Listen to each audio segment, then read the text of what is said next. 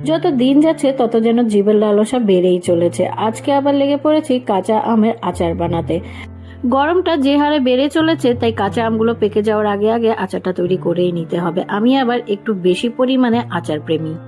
1 kilo মতো কাঁচা আম ভালো করে ধুয়ে নুন হলুদ মাখিয়ে একদিন শুকিয়ে নিয়েছি রোদে।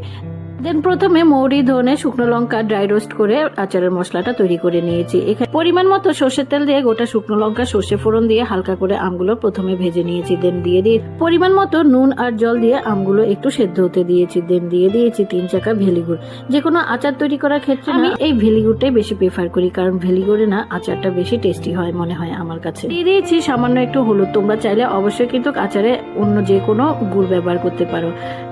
সম্পূর্ণ গুড়টা যখন ভালো করে গলে আচারের সাথে মিশে যাবে, তখনই আচারের উপরে ভাজা মশলাটা ছড়িয়ে দিতে হবে।